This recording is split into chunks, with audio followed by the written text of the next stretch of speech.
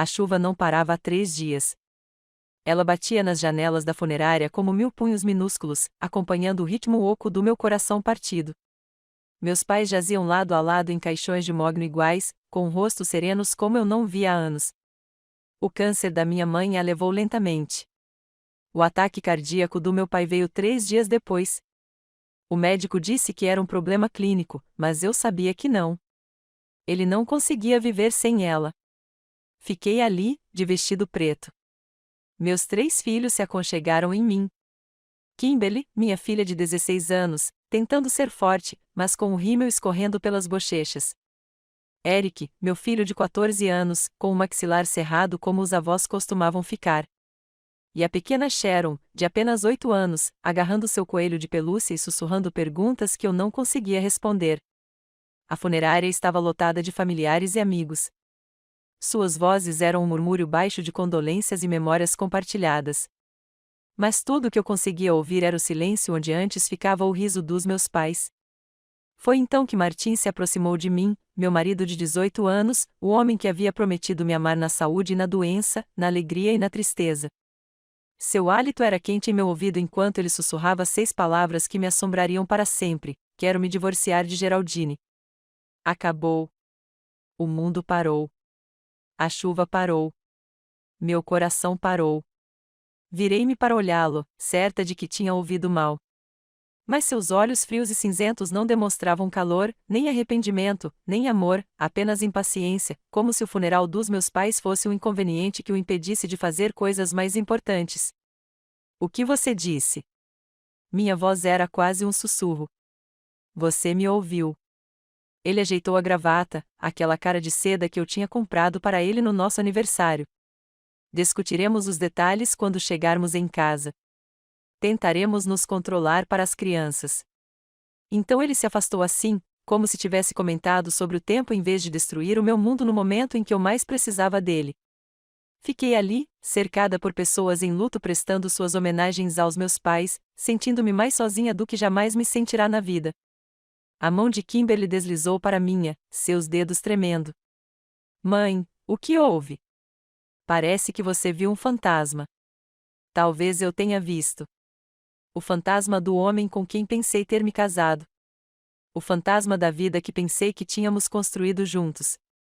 Enquanto observava Martim apertar a mão do meu tio, com um sorriso perfeitamente ensaiado, percebi algo sombrio e frio se instalando em meu peito, onde antes morava o amor. Ele havia escolhido o pior dia da minha vida para me trair. Ele havia calculado aquele momento, sabendo que eu ficaria devastada demais para revidar. Mas Martim havia cometido um erro crucial. Ele havia se esquecido de quem eu era, por trás da filha em luto, da esposa devotada, da mãe gentil. Ele havia se esquecido de que eu era filha do meu pai. E meu pai me ensinou que, às vezes, a única maneira de sobreviver a um predador é se tornar um. Antes de continuarmos, escreva nos comentários em que país você está assistindo a este vídeo. Adoramos saber de onde nossa família global está acompanhando. E se esta é a sua primeira vez neste canal, inscreva-se. Seu apoio nos ajuda a trazer ainda mais histórias épicas de vingança. Divirta-se ouvindo. Meu nome é Geraldine Matthews, mas não serei por muito mais tempo. 6 meses atrás, eu era o tipo de mulher que fazia biscoitos para arrecadação de fundos da escola e nunca perdia uma reunião de pais e professores. Organizei festas de aniversário, beijei joelhos ralados e acreditei que o amor poderia conquistar qualquer coisa se você se esforçasse o suficiente. Conheci Martim quando tinha 25 anos, recém-saída do mestrado em psicologia, trabalhando em um centro comunitário no centro de Chicago. Ele tinha 32 anos na época, uma estrela em ascensão na Mitchell & Associates, um dos escritórios de advocacia mais prestigiados da cidade. Ele tinha um jeito de fazer você se sentir a única pessoa na sala quando olhava para ele.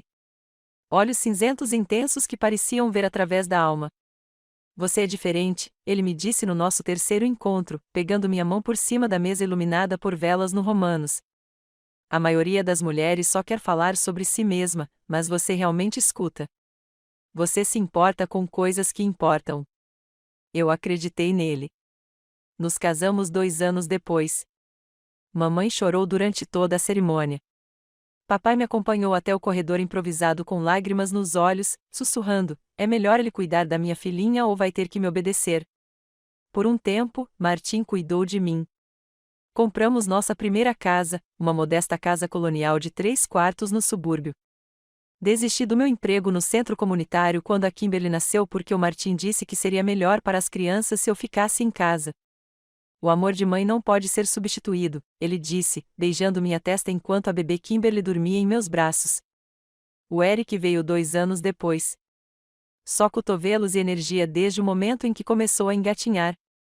Então, Sharon, nossa bebê surpresa, nasceu quando eu pensava que tínhamos terminado de ter filhos. Cada nascimento trazia uma nova alegria, um novo propósito. Martim passou a trabalhar mais horas para sustentar nossa família crescente, e eu me dediquei à maternidade com a mesma intensidade que antes reservava para minha carreira. Mas em algum ponto do caminho, algo mudou. Começou pequeno. Comentários sobre o jantar estar muito salgado ou a casa estar muito bagunçada. Tamanho quando as crianças faziam muito barulho durante seus telefonemas importantes.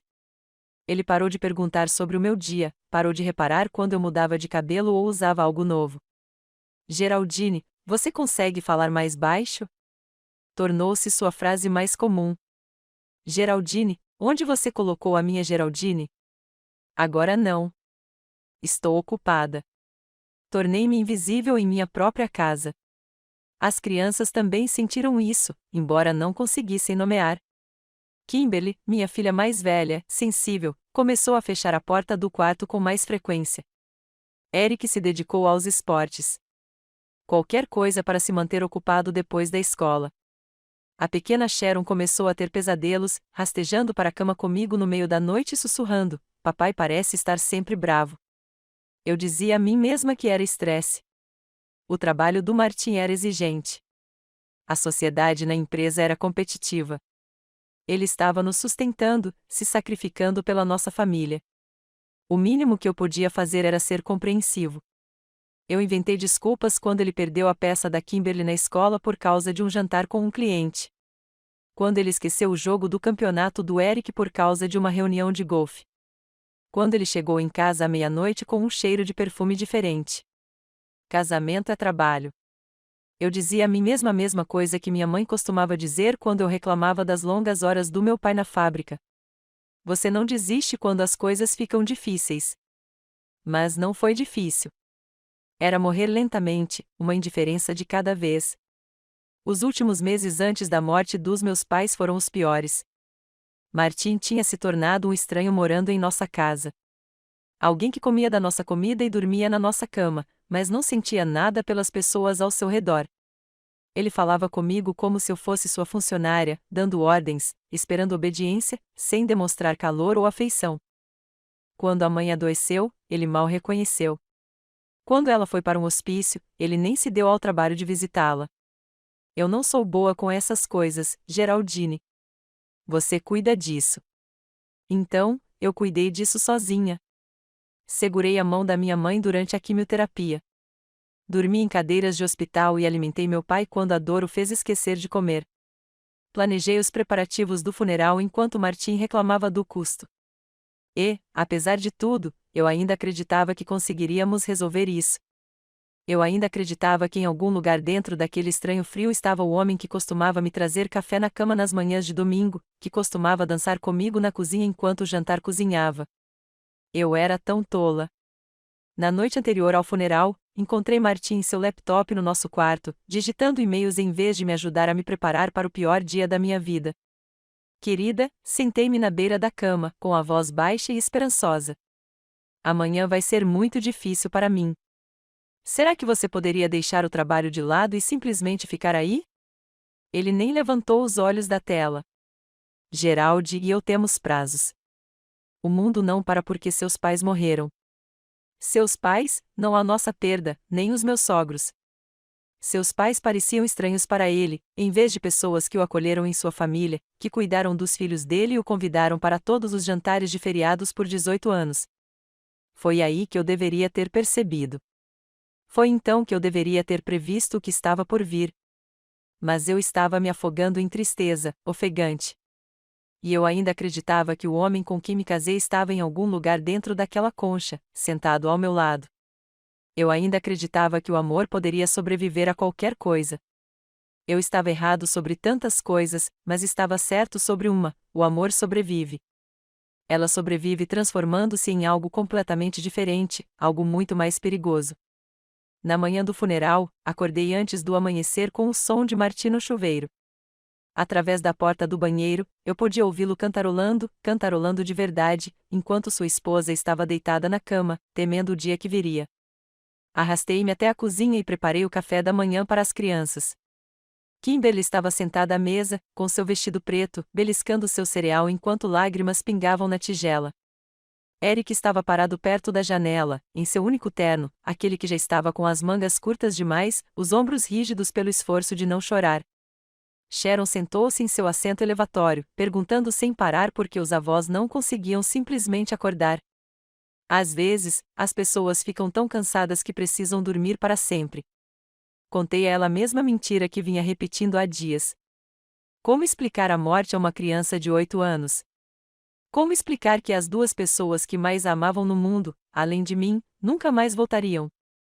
Martim desceu as escadas com seu terno cinza escuro, com um ar elegante e profissional. Ele pegou uma torrada e olhou o celular. Martim, minha voz falhou. Você poderia me ajudar com as crianças hoje de manhã? Isso é muito difícil para eles. Ele olhou para cima, irritado. O que você quer que eu faça, Geraldine? Eles estão chateados.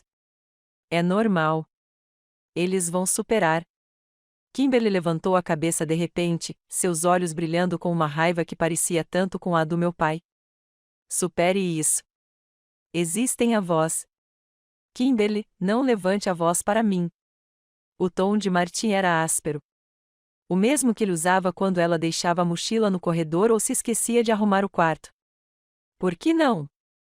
Você nem se importa que eles estejam mortos. Sua voz falhou na última palavra, e ela correu escada acima, batendo a porta do quarto com força suficiente para fazer as paredes tremerem. Martim balançou a cabeça como se a dor da nossa filha fosse apenas mais um inconveniente. Ela está sendo dramática. Algo frio se instalou no meu estômago. Ela tem 16 anos e acabou de perder os avós. Os únicos avós que ela realmente conheceu. Os pais de Martim moravam do outro lado do país e nos visitavam talvez uma vez por ano, tratando nossos filhos como estranhos educados. Olha, eu entendo que vocês estejam chateados, mas a vida continua. Eles eram velhos. Geraldine, isso não é exatamente uma surpresa. Meu pai tinha 68 anos. Minha mãe tinha 65. Eles deveriam ter décadas juntos. Deveria ter assistido à formatura da Sharon. Deveria ter ido ao casamento da Kimberly algum dia. Eles não eram tão velhos assim. Minhas mãos tremiam enquanto eu servia um café cujo sabor eu não conseguia sentir. E mesmo que tremessem, eram meus pais, Martim, eram os avós dos seus filhos. Será que você poderia fingir que se importa? Ele suspirou com um longo e sofrido suspiro de um homem lidando com uma mulher irracional. Eu me importo, Geraldine, mas desmoronar não vai trazê-los de volta. Alguém tem que manter a compostura. Era assim que ele chamava sua completa ausência emocional, manter a compostura. O funeral foi tudo o que meus pais odiariam. Muito formal, muito impessoal, cheio de pessoas que mal os conheciam, dizendo palavras vazias sobre seu legado e seu descanso tranquilo. Sentei-me na primeira fila com meus filhos, Martim ao meu lado, mas a quilômetros de distância, checando o celular sempre que achava que ninguém estava olhando. O pastor Paul falou sobre o trabalho voluntário da minha mãe no banco de alimentos. O pai está há 40 anos na siderúrgica. Ele falou sobre a história de amor deles. Namorados desde o ensino médio, que nunca olharam para mais ninguém, que construíram uma vida juntos baseada na gentileza, no trabalho duro e na dedicação à família. Ouvindo essas palavras, percebi o quanto eu havia me distanciado do exemplo deles. Eles me mostraram o que é o amor verdadeiro, e eu me contentei com muito menos. Quando chegou a hora do enterro, toda a família se reuniu em torno dos túmulos gêmeos do cemitério Greenwood. A chuva tinha parado, mas o céu continuava cinzento, pesado, com a promessa de mais tempestades chegando. Fiquei entre Kimberly e Eric com Sharon nos braços porque ela estava com muito medo de me soltar. Meus irmãos me ladeavam. Meu irmão mais velho, Lonel, com a esposa e os filhos. Minha irmã mais nova, Adriana, com o bebê no colo. A família inteira estava lá, exceto a única pessoa que deveria ter sido minha âncora. Martim estava ligeiramente afastado, olhando as horas em seu relógio caro. O mesmo relógio que eu havia economizado durante meses para comprar de Natal para ele, 3 anos antes, enquanto fazia horas extras no emprego de meio período que aceitei quando Sharon começou o jardim de infância. Enquanto baixavam os caixões dos meus pais para a sepultura, senti algo dentro de mim se romper. Não apenas meu coração, que vinha se partindo há meses, mas algo mais profundo, a parte de mim que acreditava na eternidade, que acreditava nas promessas que as pessoas fazem quando amam. As crianças choravam abertamente agora. Os soluços de Kimberly eram silenciosos, mas desesperados. As lágrimas de Eric escorriam silenciosamente por suas bochechas. Sharon enterrou o rosto no meu ombro e chorou pela avó. Eu a segurei enquanto desmoronava por dentro. Foi então que Martim agiu. Ele se aproximou, tão perto que qualquer um que estivesse olhando pensaria que ele estava confortando sua esposa em luto. Sua mão pousou no meu ombro e, para todos os outros, provavelmente parecia apoio, mas seu aperto era frio, mecânico. Ele se inclinou, seus lábios quase tocando meu ouvido, e disse as palavras que mudariam tudo. Quero me divorciar de Geraldine. Acabou. O mundo se inclinou. O chão sob meus pés parecia estar se desintegrando, assim como a terra sendo jogada sobre os caixões dos meus pais. Virei-me para encará-lo, certa de que tinha ouvido errado. Mas sua expressão era calma, calculada. Ele havia planejado aquele momento. Ele esperou até que eu estivesse mais vulnerável, mais quebrado, para desferir o golpe mortal. O quê? A palavra saiu quase como um sussurro. Você me ouviu. A voz dele era monótona, sem emoção. Vamos discutir os detalhes em casa. Tentaremos nos controlar pelas crianças.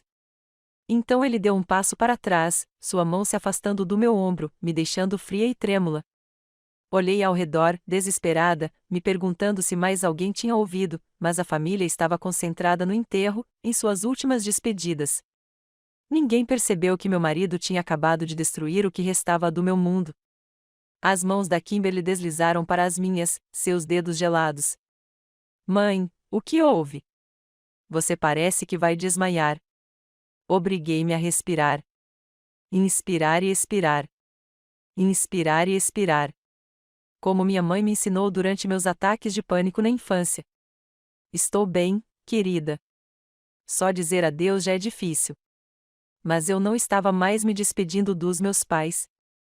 Eu estava me despedindo da mulher que eu costumava ser. A mulher que acreditava no amor, no perdão e em segundas chances. Aquela mulher morreu no cemitério de Greenwood, enterrada ao lado dos meus pais no chão frio e escuro. O que surgiu em seu lugar foi algo completamente diferente. A viagem de volta do cemitério foi silenciosa, exceto pelos fungados ocasionais de Sharon. Ela chorou até dormir no banco do carro, com as mãozinhas ainda segurando a rosa branca que queria colocar no caixão da avó. Martim dirigia com a precisão de sempre, mãos na altura dos 10 e 2, olhos na estrada, da mesma forma como encarava tudo na vida. Controlado, eficiente, emocionalmente distante. Sentei-me no banco do passageiro, olhando pela janela para as ruas familiares do nosso bairro, vendo-as como se fosse a primeira vez. Kimberly e Eric estavam sentados no banco de trás, sussurrando um para o outro do jeito que faziam quando sentiam a tensão adulta, mas não a entendiam.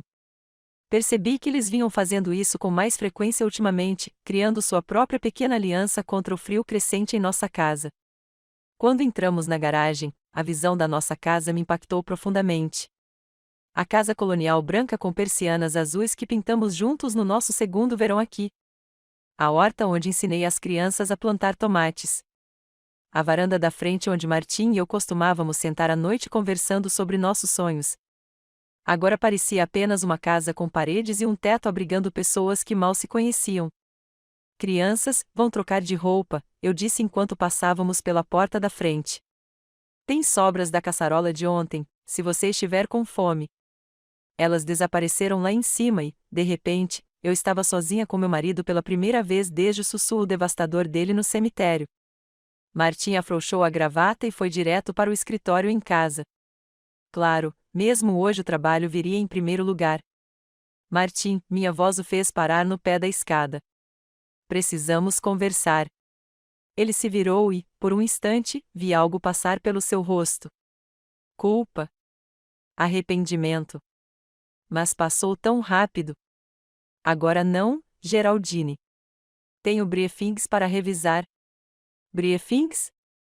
A palavra saiu áspera e amarga. Acabei de enterrar meus pais e você quer o divórcio, mas tem documentos para analisar. Ele olhou para a escada, verificando se as crianças não estavam ouvindo. Sempre preocupado com as aparências, nosso Martim. Fale baixo. Ele voltou para mim, com a expressão endurecida. Sim, precisamos conversar, mas não quando você está emocionado e as crianças estão por perto.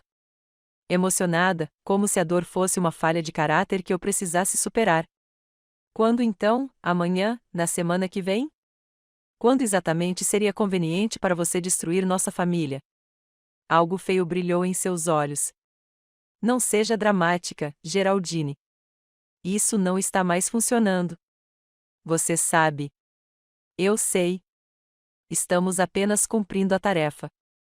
Seguindo em frente. Olhei para ele, vendo um estranho. Martim, sou sua esposa, mãe dos seus filhos. Estamos juntos há 20 anos, 18 anos de casamento, corrigiu ele, como se a distinção importasse. E sim, você é a mãe dos meus filhos. Isso não vai mudar. Vamos resolver a custódia, a pensão alimentícia, tudo isso. Seja civilizado. Civilizado? A palavra tinha gosto de veneno na minha boca. Você me pediu o divórcio no funeral dos meus pais. Minha voz estava ficando mais alta, apesar dos avisos dele junto ao túmulo, enquanto eu os observava sendo enterrados. Como isso é civilizado? Escolhi esse momento porque sabia que você ficaria chateado demais para fazer uma cena. A sinceridade disso me atingiu como um tapa. Achei que seria mais fácil. Mais fácil para quem? Ele deu de ombros e aquele pequeno gesto quebrou algo dentro de mim. 20 anos juntos e minha dor era apenas um incômodo a ser controlado. Olha, Geraldine, nós dois sabemos que esse casamento acabou há muito tempo. Somos como colegas de quarto neste momento. Quando foi a última vez que conversamos de verdade sobre algo que importasse? Quando foi a última vez que fizemos amor? As palavras saíram amargas. Cerca de 6 meses atrás, quando você se virou e imediatamente olhou para o celular, o maxilar dele se contraiu. Não faça disso uma questão de sexo. Então, do que se trata? Porque estou tentando entender como você pode jogar fora 18 anos de casamento, 3 filhos, tudo que construímos juntos, e agir como se não fosse mais significativo do que cancelar uma reserva para jantar. Quer saber do que se trata? A compostura dele finalmente se rompeu e eu vi a raiva que ele vinha escondendo. É sobre voltar para uma casa que parece um necrotério. É sobre ter uma esposa que desistiu de tudo, exceto de ser uma vítima. É sobre fingir ser feliz em uma vida que parou de funcionar anos atrás. Uma vítima. Martim, passei os últimos 18 anos criando seus filhos, administrando sua casa, sustentando sua carreira e ressentindo-me de cada minuto disso. Ele se aproximou, sua voz assumindo aquele tom frio e controlado que me arrepiou. Não haja como se tivesse sido uma espécie de Santa Geraldina martirizada. Você escolheu desistir da sua carreira. Você escolheu ficar em casa. Ninguém te obrigou. Você me pediu. Você disse que as crianças precisavam da mãe. As crianças precisavam de uma mãe. Precisavam de estabilidade, cuidado e atenção. O que receberam foi alguém que as cumpria, deixando todos miseráveis com seu sofrimento silencioso. Senti como se ele tivesse enfiado a mão no meu peito e apertado meu coração até ele parar de bater. Sofrimento silencioso. Vamos lá, Geraldine. O tamanho, a aparência de mártir, o jeito como você anda sonâmbulo pela vida há 5 anos. Você acha que eu não percebo? Você acha que as crianças não percebem? Acima de nós, ouvi um rangido de porta. Uma das crianças escutava do alto da escada. O quanto elas tinham ouvido? Quanto desse veneno já havia se infiltrado em seus jovens corações? Falaremos sobre isso depois, sussurrei. Não, não falaremos. Não há mais nada para conversar. Martim ajeitou a gravata e a máscara voltou ao lugar. Vou dormir no quarto de hóspedes esta noite. Amanhã, ligo para o meu advogado.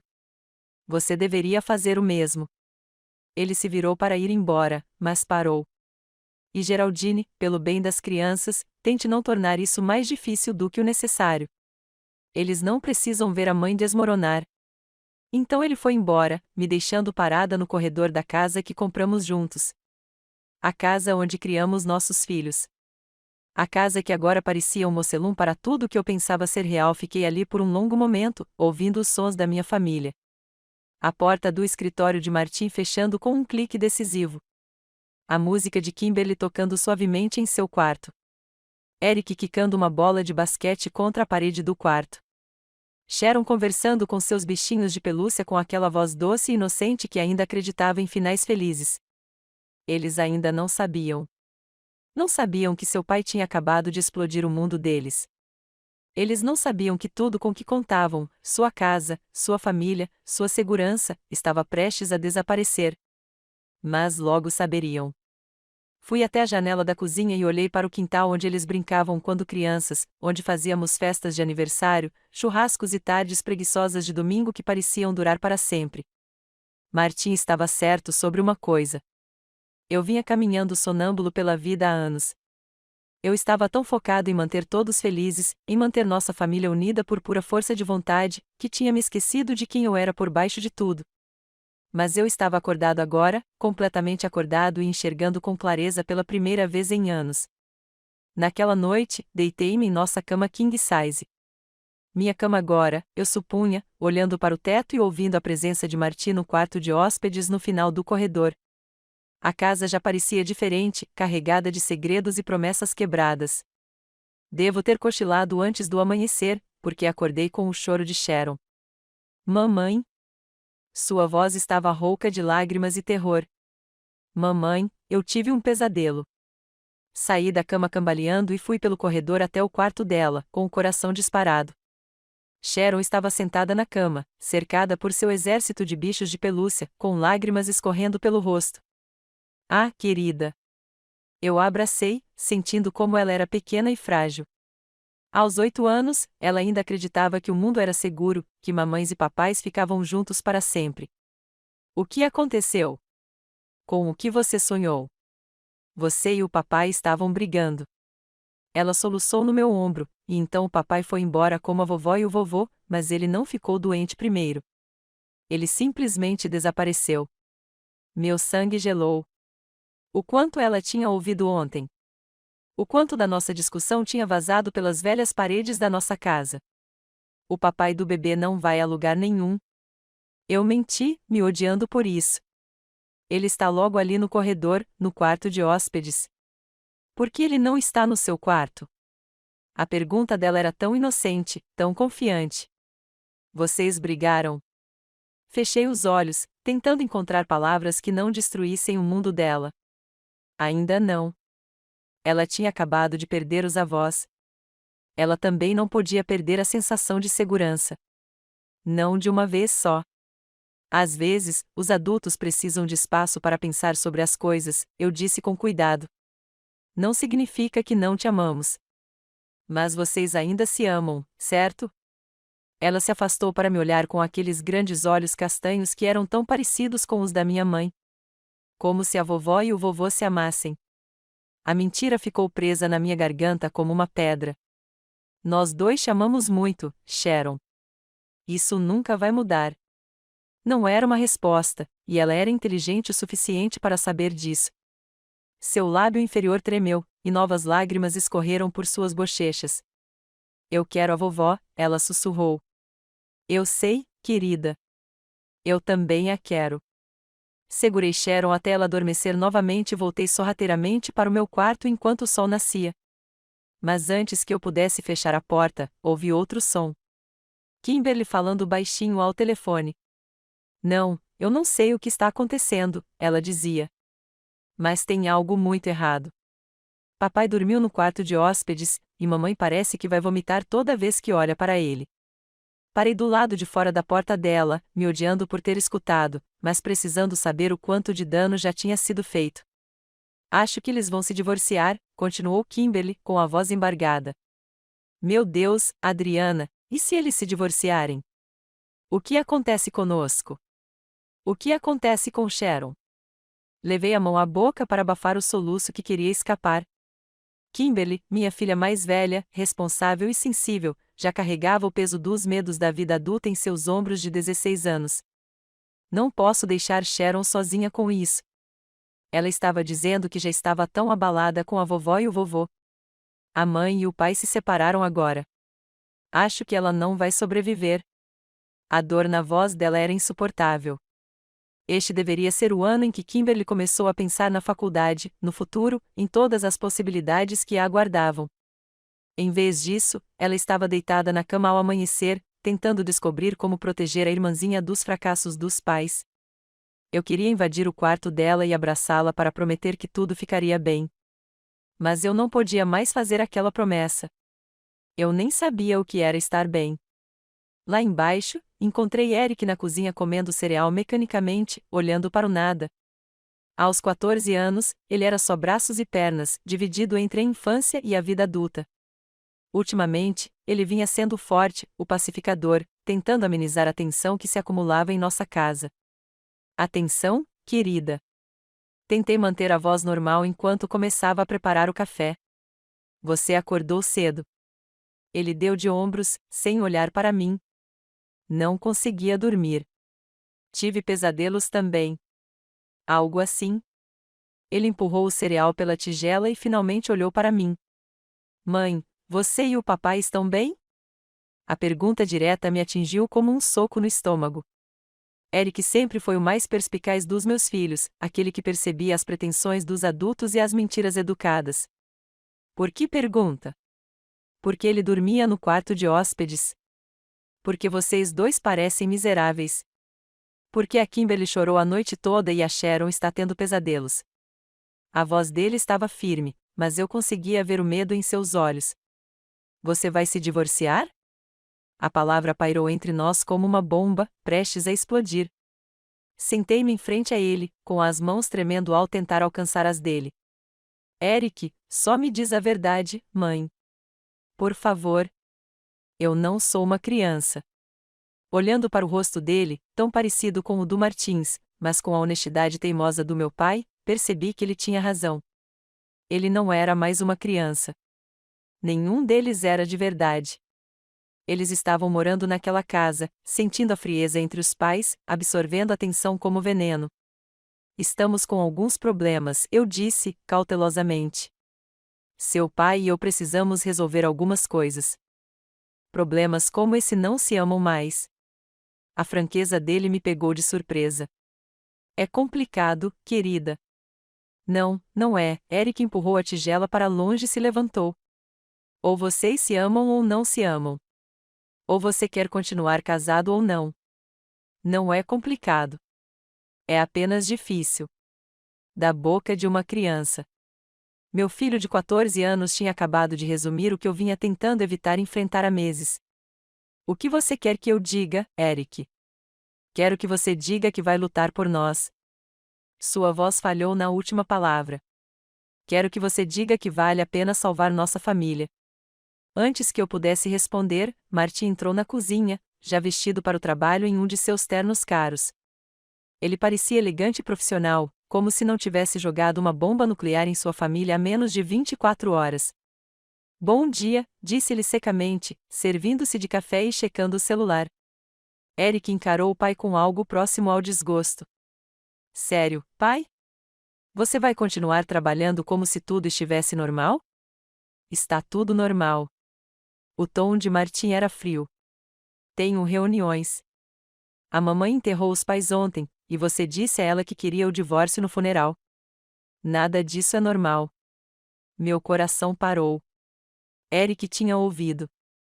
De alguma forma, ele ouvirá as palavras sussurradas de Martin no cemitério. O maxilar de Martin se apertou. Isso é entre mim e sua mãe. Não, não é. Eric se endireitou, e eu vi um vislumbre do homem que ele se tornaria. Forte, íntegro, sem recuar diante do que era certo. É entre todos nós. Nós também somos sua família, lembra? Não fale assim comigo. Que tom eu deveria usar, pai? Devo ser grato por você ter esperado até que a vovó e o vovô estivessem enterrados antes de decidir destruir a nossa família? Eric, chega! Mas, mesmo enquanto eu dizia isso, eu estava orgulhoso dele. Orgulhoso de que ele teve a coragem de enfrentar o pai quando eu passei anos inventando desculpas. Martim pousou a xícara de café com força controlada.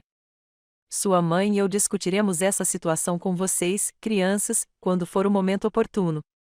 Até lá, esta conversa acabou. Quando será isso? Depois que você já tiver se mudado, depois de ter dividido nossas coisas como se fossemos uma espécie de negócio. A cozinha ficou em silêncio, exceto pelo tic-tac do relógio na parede. O relógio que Martim e eu havíamos comprado em um antiquário durante o fim de semana do nosso segundo aniversário de casamento. Tudo naquela casa guardava memórias, pedaços da vida que construímos juntos. Martim ajeitou a gravata, a máscara firmemente recolocada no lugar. Vou me atrasar hoje à noite. Não me espere acordado. Então ele saiu, deixando o filho parado ali, com lágrimas de raiva e decepção escorrendo pelo rosto. Fui até Eric e o puxei para os meus braços, sentindo o quão alto ele tinha ficado, o quão sólido ele era. Quando meu garotinho se tornou esse rapazinho mais corajoso que a mãe. Eu o odeio, Eric sussurrou contra meu ombro. Eu o odeio por fazer isso com você. Por fazer isso conosco. Não diga isso, querida. Ele ainda é seu pai? Não. Eric se afastou, com os olhos brilhando. Um pai protege a família. Um pai não os abandona quando as coisas ficam difíceis. Lá de cima, ouvi a voz de Sharon me chamando e a porta de Kimberly se abrindo. Em breve, todos estariam aqui embaixo, me procurando em busca de respostas que eu não tinha, de garantias que eu não podia dar. Mas, ao olhar para o rosto de Eric, magoado, irritado e determinado, percebi uma coisa: meus filhos não eram apenas vítimas naquela situação. Eles eram testemunhas. Viram a crueldade do pai, sua frieza calculista, seu completo descaso pela dor deles. E se lembrariam. Quando Martim tentou reescrever a história mais tarde, quando se retratou como o homem sensato que simplesmente se distanciou da esposa, meus filhos se lembrariam da verdade. Eles se lembrariam de que ele havia escolhido o dia do funeral dos avós para dar seu ultimato. Eles se lembrariam de como ele se afastou das lágrimas deles, de como priorizou o trabalho em detrimento dos corações partidos deles. Esse conhecimento não curaria as feridas deles, mas os protegeria contra as mentiras dele. E talvez, só talvez, me protegesse também. 3 dias depois do funeral, eu estava revirando os pertences pessoais dos meus pais quando o encontrei. Um envelope pardo enfiado na caixa de receitas da minha mãe, endereçado a mim com sua caligrafia cuidadosa para Geraldine quando você precisar se lembrar de quem você é. Dentro havia uma carta datada de apenas 2 semanas antes de sua morte e uma pequena chave que eu não reconheci. Minha querida filha, se você estiver lendo isto, eu parti e rezo para estar errada sobre o que eu suspeitava. Mas, conhecendo seu coração teimoso, você provavelmente ainda está inventando desculpas para ele. Ainda acreditando que o amor pode consertar o que nunca foi realmente completo. Geraldine, há coisas que você precisa saber. Coisas que eu deveria ter te contado anos atrás, mas continuei torcendo para estar enganado. A chave abre um cofre no First National Bank. Caixa postal 847. Marty não sabe. Abri em meu nome, usando apenas o dinheiro que seu pai e eu havíamos economizado para a faculdade dos seus filhos. Lá dentro, você encontrará evidências de coisas que o machucarão, mas que também o libertarão para enxergar com clareza. Seu marido não é o homem que você pensa que é. Ele nunca foi. Você é mais forte do que imagina, minha querida. Você é filha do seu pai e minha. Não deixe que lhe convença de que você não é nada sem ele. Você era tudo antes de conhecê-lo e continuará sendo tudo muito tempo depois. Ele é só uma lembrança ruim. Eu te amo. Lute por você. Lute pelos seus filhos. Mas, acima de tudo, lute porque você merece mais do que as migalhas que ele está te jogando. Oh, meu amor, mãe. Minhas mãos tremiam ao ler a carta uma segunda vez, e não uma terceira. Que provas! O que minha mãe havia descoberto para se sentir obrigada a esconder daquele jeito? Olhei ao redor da casa vazia onde eu havia crescido, onde meus pais se amaram por 47 anos, onde me mostraram o que é uma verdadeira parceria. O silêncio parecia carregado de segredos. O banco ficava a 15 minutos de carro da casa dos meus pais. Fiquei sentado no estacionamento por 10 minutos, com a chave queimando na palma da minha mão, apavorado com o que poderia encontrar dentro daquela caixa. Parte de mim queria jogar a chave fora, ir para casa e fingir que nunca tinha encontrado a carta da minha mãe.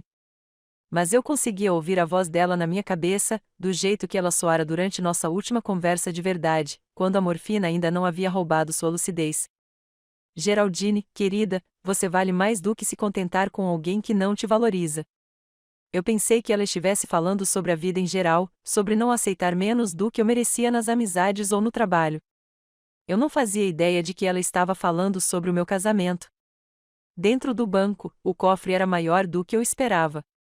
Quando o atendente me deixou sozinho com ele, levantei a tampa com as mãos trêmulas. A primeira coisa que vi foi uma pasta de papel pardo cheia de fotografias. Meu estômago revirou quando abri. Martim e uma mulher que eu não reconheci se beijando apaixonadamente do lado de fora do Romanos. O mesmo restaurante onde ele me disse que eu era diferente, onde me fez acreditar que eu era especial. O carimbo de data e hora mostrava que as fotos foram tiradas há 18 meses. Mais fotos. Martim e a mesma mulher, loira, provavelmente na casa dos 30 anos, linda de um jeito elegante e profissional, entrando e saindo do hotel juntos, com a mão dela no peito dele enquanto ele ria de algo que ela havia dito. Minhas mãos tremiam enquanto eu folheava imagem após imagem. Martim estava tendo um caso há pelo menos 1 ano e meio, enquanto eu cuidava da minha mãe moribunda. Enquanto eu cuidava da nossa casa e criava nossos filhos, enquanto eu inventava desculpas para sua frieza e distância. Mas havia mais. Extratos bancários mostrando uma conta secreta em nome de Martim, apenas com depósitos regulares que não correspondiam ao seu salário. Dinheiro sendo transferido das nossas economias conjuntas. Dinheiro que deveria ser para a faculdade dos filhos, para esta conta particular. Extratos de cartão de crédito de cartões que eu nunca tinha visto. Mostrando cobranças em restaurantes caros, joalherias, viagens de fim de semana para lugares onde nunca tínhamos estado juntos. Os recibos da joalheria foram discriminados. Uma pulseira de diamantes, $3.200. Brincos de pérolas, $850. Um colar de ouro com pingente de safira, $1.875. Eu nunca tinha visto nenhuma dessas peças. Ele nunca tinha me dado uma joia como aquela, nem mesmo no nosso aniversário. Havia também recibos de hotéis. Escapadas de fim de semana em pousadas românticas, viagens de esqui para Aspen, férias de uma semana no Vale de Napa, tudo com ela. Enquanto ele me dizia que não tínhamos condições de pagar férias em família este ano. No fundo da pasta, havia um cartão de visita. Dakota Jensen, investigadora particular. Um bilhete estava preso a ele com um clipe, escrito à mão pela minha mãe. Contratei-o há 8 meses, quando vi o carro do Martino Mariotti enquanto passava. O Dakota é discreto e minucioso. Ele tem mais provas, se você precisar. Sentei-me naquele pequeno e estéril quarto, cercada pelas provas da traição do meu marido, e senti algo dentro de mim se transformar e endurecer. A mulher que inventara desculpas por 18 anos, que se culpara pelo fracasso do seu casamento, que aceitara migalhas e a chamara de amor, aquela mulher estava desaparecendo. Em seu lugar, havia alguém mais frio, alguém calculista, alguém que acabará de descobrir que toda a sua vida adulta fora construída sobre mentiras. Peguei meu telefone e liguei para Dakota Jensen. Senhora Matthews. Sua voz era gentil, mas profissional. Sinto muito pelo falecimento da sua mãe. Ela era uma mulher extraordinária. Ela contratou você para investigar meu marido. Sim. Ela estava preocupada com algumas irregularidades que notou. Tenho documentação adicional, caso queira me encontrar. Há quanto tempo ele está traindo? Pausa. O caso atual já dura aproximadamente 2 anos. Mas, Sra. Matthews, houve outras antes desta. Seu marido foi infiel durante a maior parte do seu casamento. Essas palavras me atingiram como um golpe físico. A maior parte do nosso casamento. Não só recentemente. Não só desde que as coisas pioraram entre nós. Desde o início ou quase. Quantos outros? Pelo menos 4 que eu poderia documentar com certeza. Talvez mais. Fechei os olhos tentando processar essa informação. Enquanto eu estava grávida do Eric, o Martin estava me traindo. Enquanto eu passava a noite acordada com a bebê Sharon, ele me traía. Enquanto eu planejava as festas de aniversário da Kimberly, os jogos de beisebol do Eric e as manhãs de Natal em família, ele vivia uma vida secreta. Sra. Matthews, a senhora ainda está aí? Sim. Minha voz soou estranha. Oca. A mulher nas fotos atuais. Quem é ela? O nome dela é Melissa Cain. Ela é sócia da Hartwell & Associates, um escritório de advocacia concorrente. Elas se conheceram em uma conferência jurídica há 2 anos. Melissa Cain. Até o nome dela soava sofisticado, bem-sucedido, tudo. Eu não era mais. Dakota, preciso saber de tudo. Cada detalhe, cada recibo. Você pode me ajudar com isso? Claro.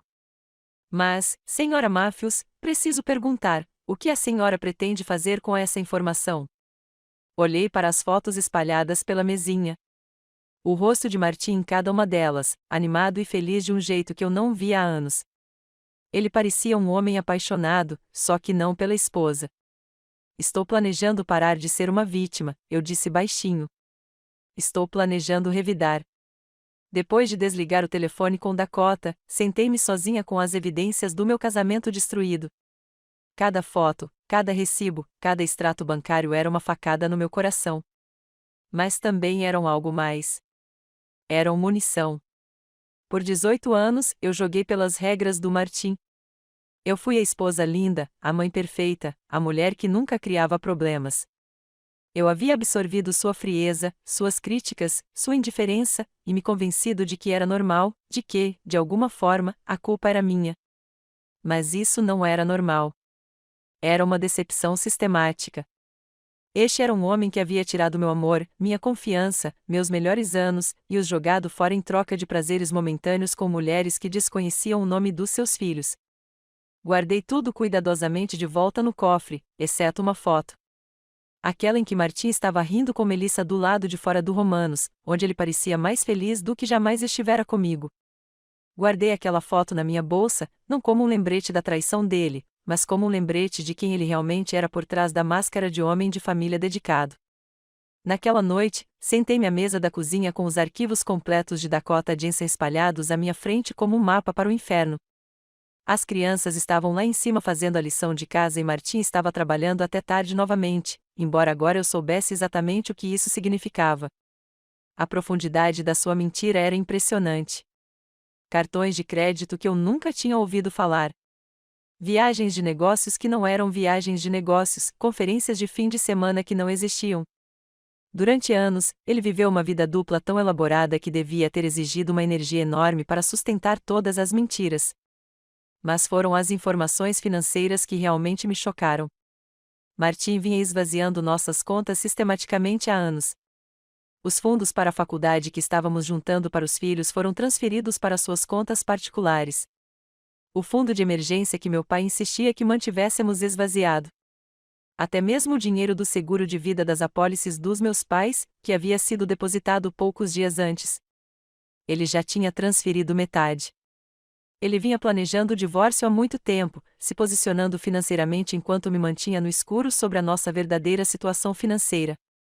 Quando me disse que não tínhamos condições de pagar férias em família ou acampamento de arte de verão da Kimberly, ele estava gastando o dobro disso em viagens de fim de semana com as amantes. O telefone tocou, despertando-me dos meus pensamentos sombrios. O nome de Martin apareceu na tela. Oi, respondi com a voz cuidadosamente neutra. Geraldine, vou chegar bem tarde esta noite.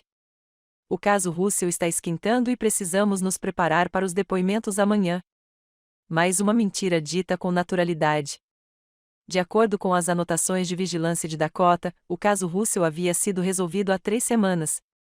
Naquela noite, Martin estava jantando com Melissa Cain em uma churrascaria cara no centro da cidade. É claro que eu perguntei: você vai chegar em casa? Provavelmente só depois da meia-noite. Não espere acordada. Não vou esperar. Depois que ele desligou, fiquei olhando para o telefone por um longo momento. Quantas vezes ele havia ligado com desculpas semelhantes ao longo dos anos? Quantas vezes eu havia aceitado suas mentiras sem questionar, mesmo quando algo parecia errado? Eu era o alvo perfeito. Confiante, leal, focado demais em manter a paz para fazer perguntas desconfortáveis. Mas eu estava farto de ser perfeito, farto de ser conveniente.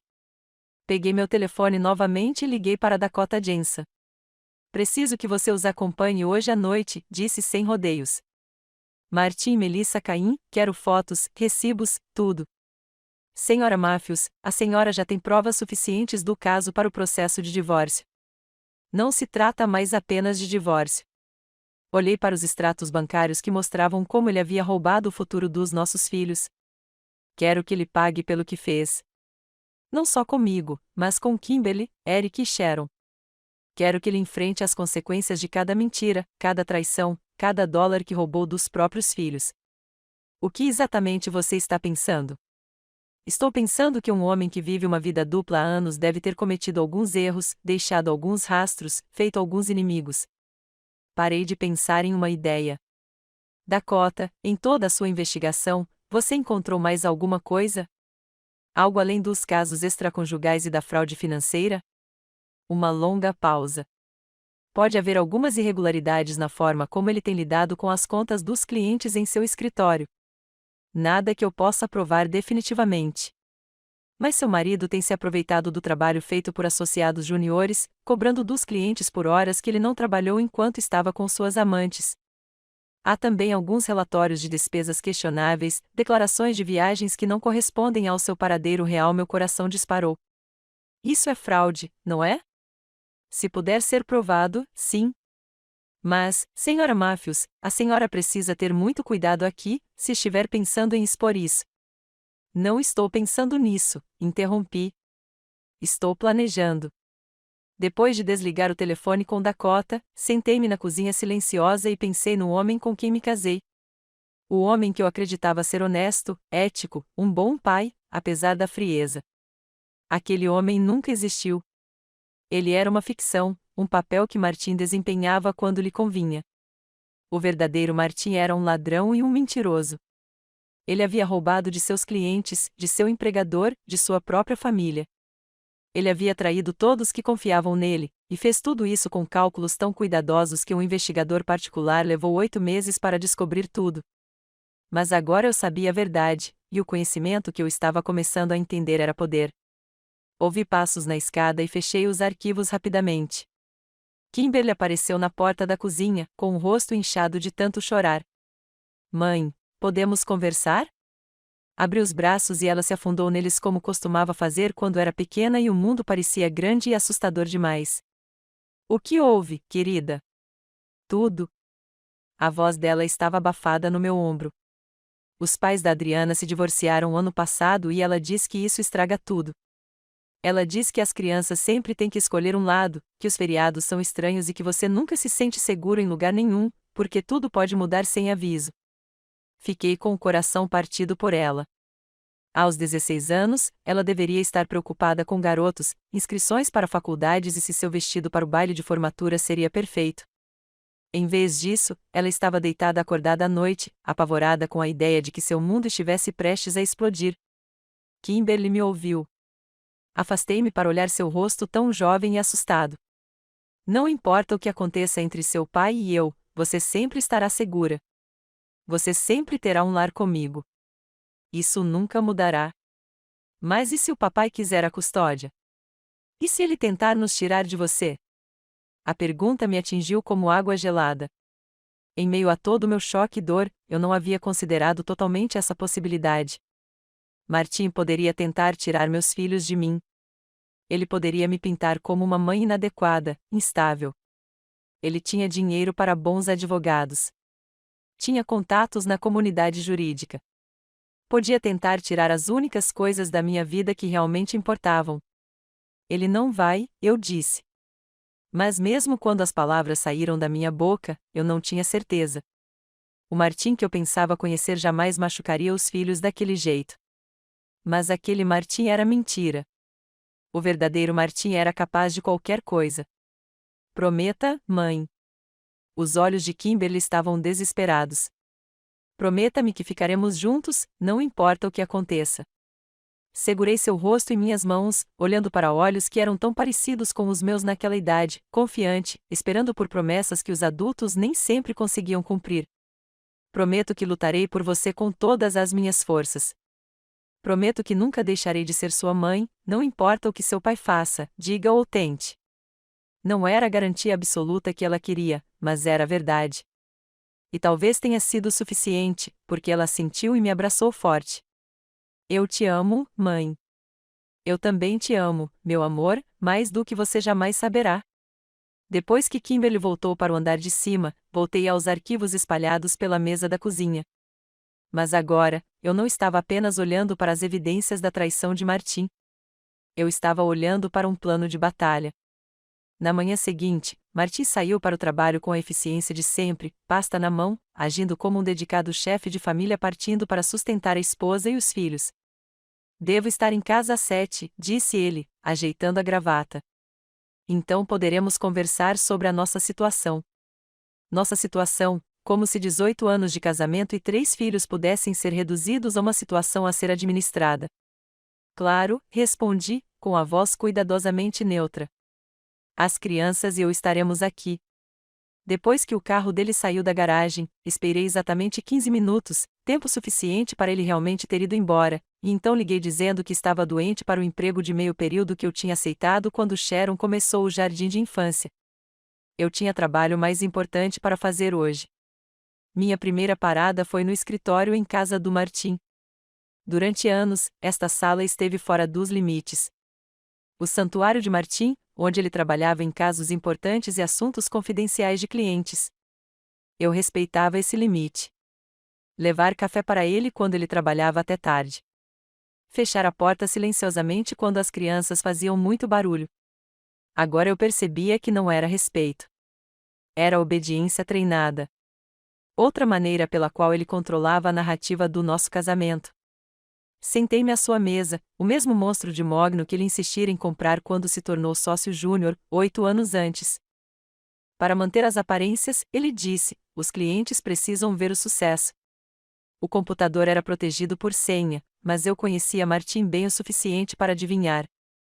Ele era metódico e prático. As senhas dele seriam algo que ele nunca esqueceria. Tentei o aniversário da Kimberly. Nada. Aniversário do Eric, aniversário da Sharon, nosso aniversário de namoro. Nada. Nada. Nada. Então, tive uma ideia que me embrulhou o estômago. Digitei o nome de Melissa, seguido do ano em que se conheceram. A tela foi desbloqueada. O e-mail dele era um tesouro de evidências. Mensagens apagadas de Melissa que ele pensava terem desaparecido para sempre, discutindo seus planos para o fim de semana enquanto eu estava ao lado da cama da minha mãe. E-mails comerciais mostrando as práticas de cobrança questionáveis que Dakota havia mencionado. Comunicações com seu advogado, não sobre o nosso divórcio, mas sobre uma reclamação de um cliente que havia sido registrada contra ele 6 meses antes. Um cliente que descobriu que Martim estava cobrando por um trabalho que seu associado júnior havia feito. Um cliente que ameaçava denunciá-lo à ordem dos advogados do Estado, a menos que Martim fizesse reparações financeiras. Martim vinha roubando de seus clientes e se aproveitando do trabalho de outras pessoas. E ele tinha sido esperto nisso, mirando clientes que provavelmente não examinariam suas contas de perto, distribuindo as cobranças fraudulentas por várias contas para que o padrão não fosse imediatamente óbvio. Mas padrões poderiam ser encontrados se você soubesse onde procurar. Passei a hora seguinte baixando e imprimindo tudo, organizando em pastas como aprendi nas minhas aulas de administração de empresas, 20 anos atrás. Antes de me tornar apenas esposa e mãe de alguém, eu era boa nisso de análise, organização e resolução de problemas. Foi bom usar essas habilidades novamente, mesmo para algo tão doloroso. Meu celular vibrou com uma mensagem de Dakota Johnson. Acompanhando o DC hoje, novidades interessantes. Vocês podem se encontrar hoje à tarde? Respondi à mensagem. Que tipo de novidades? Do tipo que muda tudo. 14 horas no Starbucks da Quinta Rua. Depois de terminar de mexer no computador do Martim, dei uma olhada nos arquivos dele. Mais uma evidência de irregularidades financeiras, mas também algo mais pessoal. Uma carta de Melissa, escrita à mão em papel timbrado caro. Meu querido Martim, mal posso esperar para que você a deixe. Eu sei que você disse que precisa esperar até que as crianças cresçam, mas eu tenho 34 anos. Quero ter meus próprios filhos, um casamento de verdade, não horas roubadas em quartos de hotel. Você me prometeu que este ano seria diferente. Você me prometeu que até o Natal estaríamos juntos abertamente. Se isso não for verdade, se você está só me enrolando como Jennifer suspeita que você fez com ela, então eu preciso saber agora. Eu te amo, mas não serei seu segredo para sempre. Para sempre sua, Melissa. Melissa estava ficando impaciente.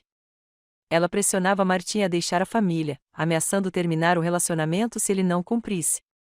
Teria sido por isso que ele escolhera o funeral para pedir o divórcio? Não por uma constatação repentina de que nosso casamento havia acabado, mas por pressão da amante, que estava cansada de esperar. Pensar nisso me deixou fisicamente doente. A morte dos meus pais não foi apenas uma oportunidade para Martim me dar uma notícia devastadora enquanto eu estava arrasada demais para reagir. Foi um momento oportuno para o romance dele com outra mulher. Eu ainda estava processando isso quando ouvi a porta de um carro bater lá fora. Meu coração disparou. Será que o Martim voltaria cedo para casa? Será que ele percebeu que eu estava mexendo nas coisas dele? Mas era só o carteiro. Mesmo assim, o susto me lembrou que eu precisava ter mais cuidado. Martim era advogado. Ele entendia de provas e documentação melhor do que a maioria das pessoas. Se eu fosse construir um caso contra ele, teria que ser mais inteligente do que ele. Passei o resto da manhã fotografando documentos com meu celular antes de guardar tudo. Exatamente como eu o havia encontrado. Ao meio-dia, eu tinha provas suficientes para enterrar Martim profissional e pessoalmente, mas ainda não tinha terminado. No Starbucks, Dakota Johnson parecia perturbada. Ele me entregou um envelope pardo sobre a mesa e recostou-se com o café. Senhora Matthews, preciso lhe perguntar uma coisa antes de abrir isso. Tem certeza de que quer continuar assim? Depois que você vê o que está lá dentro, não tem como deixar de ver. Já vi meu marido beijando outra mulher, Dakota. Já descobri que ele anda roubando o dinheiro da faculdade dos nossos filhos e fraudando os clientes. O que poderia ser pior do que isso? Ele suspirou. Seu marido não está tendo um caso apenas com Melissa Cain. Ele estava planejando deixar o escritório de advocacia e abrir um novo escritório com ela. Eles vinham roubando clientes e processos sistematicamente há meses, preparando-se para levá-los quando saíssem. Abriu o envelope. Lá dentro, havia fotos de Martim e Melissa no que parecia ser um escritório de advocacia, mas não o escritório atual. Eles estavam revisando arquivos, tirando cópias, claramente trabalhando juntos em algo secreto. Eles alugaram o espaço para escritório, continuou Dakota. Arquivei os documentos de constituição de uma nova empresa. Eles planejam anunciar a saída logo após a finalização do seu divórcio, levando consigo cerca de 30% da base de clientes da Mitchell & Associates. As peças se encaixaram. É por isso que ele quer o divórcio agora. Não porque Melissa o esteja pressionando, mas porque eles estão abrindo o negócio juntos. Ele precisa ter liberdade para ser sócio dela publicamente. Acredito que sim. Sim. Mas, senhora Matthews, tem mais. Dakota apresentou outro conjunto de documentos. Seu marido tem desviado dinheiro da conta fiduciária de clientes da empresa para financiar um novo empreendimento. Estamos falando de crimes financeiros graves. Se isso viesse à tona, ele não perderia apenas a licença para exercer a advocacia. Ele iria para a prisão. Olhei para as evidências à minha frente. Martim não era apenas um marido infiel que havia se desapaixonado da esposa. Ele era um criminoso que roubava sistematicamente de todos ao seu redor, de seus clientes, de seus empregadores e da própria família, para financiar sua nova vida com a amante. De quanto dinheiro estamos falando? Quase 2 milhões de dólares nos últimos 3 anos. 2 milhões de dólares. Enquanto eu recortava cupons e me preocupava com a mensalidade da faculdade da Kimberly, o Martin roubava milhões para financiar sua vida de fantasia. Senhora Matthews, preciso perguntar de novo. O que a senhora planeja fazer com essa informação? Pretendo garantir que ele enfrente as consequências do que fez, respondi baixinho. Não só para mim, mas para todos de quem ele roubou. As autoridades devem cuidar disso, não você. As autoridades cuidarão disso. Mas primeiro, Martin vai entender exatamente como é perder tudo o que você pensava ser seguro. Meu olhar cruzou com o de Dakota. Ele destruiu minha vida no funeral dos meus pais, quando eu estava mais vulnerável. Ele calculou aquele momento para o máximo impacto e a mínima resistência. Recolhi as fotografias e os documentos, com as mãos firmes agora, apesar da magnitude do que eu havia descoberto. Agora é a minha vez de calcular. Naquela noite, Martin chegou em casa exatamente às 19 horas, exatamente como havia prometido. Ele me encontrou na cozinha preparando o jantar como se nada tivesse mudado, como se eu não tivesse passado o dia descobrindo toda a extensão da sua traição. Cheira bem, disse ele, afrouxando a gravata. O que vamos comer? Lagna, mantive a voz leve, em casa. As crianças estão lá em cima terminando a lição de casa. Ele assentiu, já pegando o celular para checar e-mails. A mesma rotina que seguíamos há anos. Só que agora eu sabia que ele estava checando as mensagens da amante cúmplice.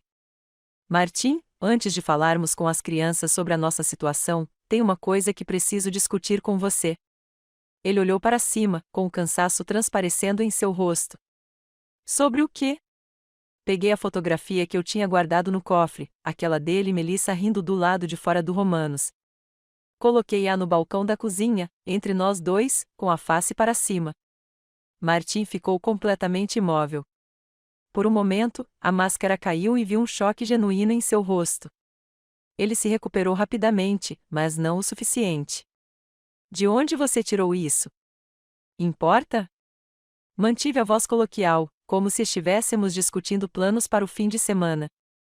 A questão é, por quanto tempo você achou que conseguiria continuar mentindo para mim? Seu maxilar se apertou. Gerald Dean, 2 anos, Martin, você está tendo um caso com Melissa Cain há 2 anos. Enquanto minha mãe estava morrendo, enquanto eu cuidava dela, administrava nossa casa e criava nossos filhos, você estava brincando de casinha com outra mulher. Ele ajeitou a gravata, recorrendo à sua formação jurídica. É exatamente por isso que eu quero o divórcio. Você está me seguindo, violando minha privacidade. Sua privacidade? A palavra saiu áspera e amarga. Você é casado comigo, Martin. Você tem 3 filhos. Você não tem privacidade para decidir se está dormindo com outras mulheres. Os palavrões pairavam no ar entre nós. Em 18 anos de casamento, eu nunca tinha falado com ele daquele jeito. O choque em seu rosto quase valeu a dor de descobrir a traição. Fale baixo, sibilou ele, olhando para a escada. As crianças não precisam ouvir isso. Você tem razão. Elas não precisam saber dos casos do pai. Eles também não precisam saber do dinheiro que você anda roubando dos fundos da faculdade deles, dos cartões de crédito que você anda escondendo, ou dos fundos da conta fiduciária dos clientes que você anda desviando. Toda a cor sumiu do rosto dele. Do que você está falando? Peguei meu celular e mostrei a ele um dos extratos bancários que eu havia fotografado. Estou falando dos 2 milhões de dólares que você roubou nos últimos 3 anos para financiar seu novo escritório de advocacia com sua amante. Martin estendeu a mão para pegar meu celular, mas eu o puxei de volta. Estou falando do fato de você ter fraudado sistematicamente seus clientes e seu escritório de advocacia enquanto planejava levar os negócios deles com você quando fosse embora. Minha voz ficava mais fria a cada palavra. Estou falando do fato de que meu marido não é apenas um trapaceiro de merda. Ele é um criminoso. Geraldine, você não entende as complexidades das finanças de um escritório de advocacia. Não entenda. Levantei a mão para impedi-lo. Não ouse tentar me enganar com isso. Posso ter sido ingênua sobre seus casos, mas não sou burra. Desfalque, desfalque, Martim, roubo é roubo. Ele me encarou por um longo momento, seu rosto oscilando entre emoções. Choque, medo, cálculo. Eu quase conseguia ver o cérebro de advogado dele girando, procurando maneiras de minimizar os danos. O que você quer? Ele finalmente perguntou. A pergunta pairava entre nós como um desafio. O que eu queria? Vingança? Justiça? Minha antiga vida de volta? Um pedido de desculpas que jamais poderia desfazer os anos de traição. Quero que você entenda que cometeu um erro, eu disse baixinho. Você achou que poderia destruir a minha vida sem consequências. Você achou que eu ia desmoronar quando pediu o divórcio. Que eu ficaria devastada e dependente demais para revidar. Aproximei-me, pela primeira vez em anos, Martim pareceu realmente inseguro. Mas você se esqueceu de algo importante. Você se esqueceu de que eu não sou apenas a mulher que você tem subestimado. Sou uma mãe que faria qualquer coisa para proteger seus filhos. E você tem roubado deles, Martim. Você tem pegado dinheiro que deveria garantir o futuro deles e usado para construir uma nova vida sem eles. Eu jamais machucaria as crianças. Você já fez isso. Minha voz falhou um pouco, mas eu resisti. Você vem planejando abandoná-los há anos. Você anda roubando o dinheiro da faculdade deles. Você tem estado tão focado no seu caso e na sua atividade criminosa que mal tem sido um pai para eles. O celular de Martim vibrou com uma mensagem de texto. Sem pensar, ele olhou para o aparelho e eu vi o nome da Melissa na tela. Ela está se perguntando por que você está atrasado para o seu jantar? Perguntei. O rosto dele ficou pálido. Como você pôde? Eu sei de tudo, Martim. Cada hotel, cada restaurante, cada mentira que você contou nos últimos 2 anos.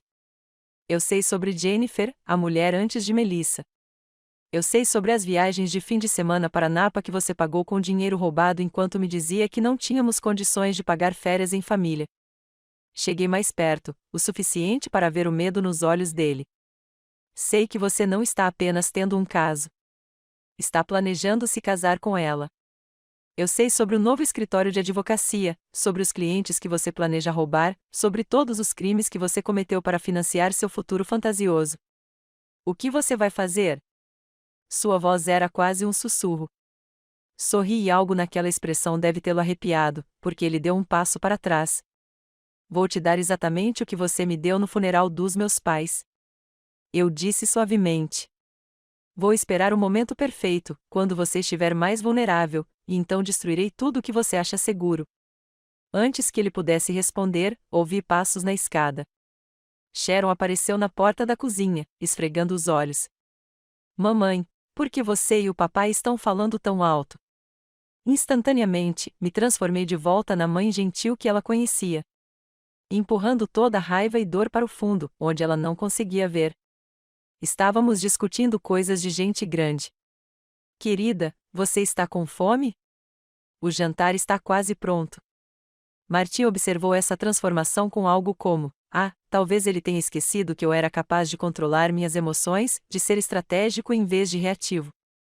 Ele estava prestes a se lembrar de muitas coisas que havia esquecido sobre mim. Durante o jantar, brincamos de família perfeita pela última vez. Martim perguntou sobre a lição de casa e o treino de futebol. Servi sua comida favorita e sorri com as histórias das crianças sobre o dia delas. Sharon conversou sobre seu projeto de arte. Kimberly reclamou da professora de inglês. Eric descreveu seu treino de basquete. Térmico, doméstico, tranquilo. Mas, por baixo da superfície, uma guerra havia começado, e Martim estava prestes a aprender que algumas batalhas não são vencidas com explosões barulhentas, mas com precisão silenciosa, paciente e devastadora. 2 semanas depois, Martim se mudou. Ele fez isso numa manhã de quinta-feira, enquanto as crianças estavam na escola. Eficiente e preciso como tudo mais em que tocou. A maioria das suas roupas, seus documentos importantes, os eletrônicos caros que ele havia comprado com dinheiro roubado. Tudo embalado em caixas e carregado em um caminhão de mudança, como se nosso casamento de 18 anos fosse apenas mais uma transação comercial a ser concluída. Observei da janela da cozinha enquanto ele supervisionava a mudança, orientando-os com a mesma autoridade calma que usará para planejar nossas férias em família. A diferença era que aquelas férias tinham sido reais, construídas com amor e esperança em nosso futuro juntos. Esta mudança foi construída com base em mentiras, roubos e na destruição sistemática de tudo em que eu acreditava. Sharon tinha chorado até dormir na noite anterior, depois que finalmente contamos às crianças que o papai moraria em outro lugar por um tempo. Kimberly se trancou no quarto e se recusou a falar com qualquer um de nós. Eric apenas assentiu, sério, como se esperasse por esse momento há meses. Onde o papai vai morar? Perguntou Sharon, com a voz baixa e confusa. Ele está alugando um apartamento mais perto do trabalho, respondi, o que era tecnicamente verdade. O loft luxuoso no centro da cidade para o qual ele havia assinado o contrato de aluguel ficava de fato mais perto do escritório. Também era mais perto do apartamento da Melissa, mas não mencionei essa parte. Ainda não. Martin terminou de arrumar suas coisas e entrou uma última vez, aparentemente para se despedir, mas na verdade para me lembrar do meu lugar em seu plano cuidadosamente orquestrado. Os papéis do divórcio serão protocolados na semana que vem, disse ele, em tom profissional. Conversei com Tom Hillan sobre me representar. Você deveria contratar seu próprio advogado. Tom Hillan, um dos advogados de divórcio mais agressivos da cidade, conhecido por deixar as esposas com o mínimo possível, ao mesmo tempo em que protege o patrimônio de suas clientes. Claro, é ele quem Martin escolheria. Já contratei um advogado, menti sem rodeios.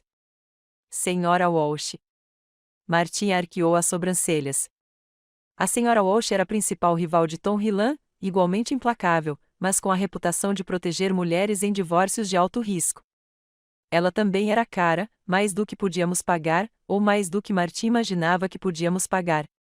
Senhora Walsh, Geraldine, e somente sua empregada. Não se preocupe com o dinheiro, Martin. Eu cuido disso. Ele me encarou por um instante, claramente se perguntando onde eu poderia ter conseguido dinheiro para um advogado tão caro. Deixei que ele se perguntasse. Era um bom treino para todas as dúvidas que ele teria em breve. Ótimo, disse-lhe finalmente. Mas lembre-se, quero que isso seja civilizado pelo bem das crianças. Civilizado, sua palavra favorita, a que ele usava para disfarçar sua crueldade com sensatez. Claro, eu concordei. Tudo será muito civilizado. Depois que ele foi embora, sentei-me sozinha na casa que parecia vazia e, de alguma forma, maior sem a sua presença opressiva. Pela primeira vez em anos, pude respirar livremente na minha própria casa. Mas eu não estava comemorando. Eu estava planejando. Naquela tarde, almocei com a senhora Walsh. Na verdade, eu a havia contratado na semana anterior, depois da confissão de Martin sobre o divórcio, mas antes que ele percebesse, eu já havia descoberto a extensão dos seus crimes. A senhora Walsh era uma mulher alta, de cabelos grisalhos, na casa dos 50 anos, que construiu sua carreira destruindo homens que pensavam poder descartar suas esposas sem consequências. Senhora Walsh, disse ela, revisando os arquivos que eu havia compilado. Este é um trabalho impressionante. Você tem provas suficientes aqui não só para garantir um acordo de divórcio favorável, mas também para que seu marido seja caçado e processado criminalmente. É esse o plano, confirmei. Mas preciso que o timing seja perfeito. Martin acha que está controlando essa narrativa de que vai se afastar desse casamento com sua reputação intacta e seus bens protegidos. Quero que ele se sinta completamente seguro até o momento em que seu mundo desabe. A senhora Walsh sorriu, e não era uma expressão agradável. O que você tinha em mente? Quero que ele peça o divórcio primeiro. Que ele pense que está se antecipando a quaisquer problemas em potencial. Deixe-o acreditar que sou apenas a esposa devastada que vai aceitar silenciosamente qualquer acordo que lhe oferecer. Isso é arriscado, senhora Walsh. Assim que o processo de divórcio começar, os bens podem ser congelados, ocultados e transferidos para o exterior. Ele já movimentou a maior parte dos nossos ativos líquidos, interrompi, mostrando os extratos bancários que Dakota me ajudou a compilar, mas ele tem sido descuidado, confiante demais. Ele deixou um rastro que será fácil para contadores forenses seguirem. A senhora Walsh revisou os documentos financeiros, sua expressão ficando cada vez mais impressionada com a página. Como você conseguiu tudo isso? Tenho andado ocupado. Não dei mais detalhes. Alguns detalhes deveriam ter sido mantidos em sigilo, até mesmo do meu próprio advogado. A questão é que Martin nos deu tudo o que precisamos para destruí-lo. Ele só não sabe disso ainda. Qual é o seu cronograma? Quero esperar até que ele esteja totalmente comprometido com seu novo empreendimento com Melissa Cain. Que eles anunciem seu novo escritório de advocacia. Que eles oficialmente retirem clientes da Mitchell & Associates. Que o Martin sinta que fez a transição com sucesso para sua nova vida. E aí, vamos soltar todas as bombas de uma vez. O caso, o desfalque, o roubo de clientes, tudo. Quero que a reputação profissional dele seja destruída no mesmo momento em que sua vida pessoal implodir. Quero que ele perca tudo simultaneamente, para que não possa usar uma área da vida para amortecer a queda de outra. A senhora Walsh recostou-se na cadeira, estudando-me com renovado interesse. Senhora Matthews, preciso perguntar. Tem certeza de que quer seguir esse caminho? O que você está descrevendo não é apenas um litígio de divórcio. É uma guerra total. Martin deu o primeiro tiro quando me pediu o divórcio no funeral dos meus pais, eu disse baixinho. Ele calculou aquele momento para causar o máximo impacto, sabendo que eu ficaria devastada demais para reagir com eficácia. Ele vem roubando o futuro dos próprios filhos para financiar seu caso. Planeja abandoná-los completamente por uma nova vida com a amante. Encontrei seus olhos, deixando-a ver o aço que havia sido forjado no fogo da traição de Martin. Então, sim, eu quero guerra total, porque foi isso que ele declarou contra mim e meus filhos no momento em que decidiu que éramos descartáveis. 3 meses se passaram. 3 meses com Martin interpretando o papel do ex-marido sensato, levando as crianças para visitas constrangedoras de fim de semana em seu loft no centro da cidade, pagando pensão alimentícia deliberadamente abaixo do que ele podia pagar e se posicionando como o pai responsável lidando com uma ex-mulher emocionalmente estável. Desempenhei meu papel perfeitamente. Apareci nos eventos da escola parecendo exausto e sobrecarregado. Conversei um pouco com outros pais sobre como era difícil ser mãe solteira. Deixei os amigos do Martin me verem lutando com tarefas básicas, como ligar o cortador de grama ou programar o novo controle remoto da televisão. Todos que nos conheciam começaram a construir a narrativa que o Martin queria. Advogado bem-sucedido, forçado a se divorciar da esposa mentalmente frágil, esforçava-se ao máximo para manter um relacionamento com os filhos, apesar da instabilidade dela. Enquanto isso, eu construía meu caso discretamente, com a precisão de um cirurgião se preparando para uma operação complexa. Dakota Jensen continuava sua vigilância, documentando cada encontro entre Martin e Melissa, cada cliente que eles conquistavam da Mitchell e Associados, cada passo de seu empreendimento comercial cuidadosamente planejado. A senhora Walsh havia reunido uma equipe de contadores forenses que estavam rastreando cada dólar que Martin havia roubado nos últimos 3 anos. E eu fui paciente, observando, esperando o momento perfeito para atacar. Esse momento chegou na manhã de segunda-feira, em agosto, quando Martin e Melissa anunciaram a inauguração da Cain & Matthews Law, um escritório boutique especializado em litígios corporativos com escritórios no edifício mais prestigiado do centro da cidade.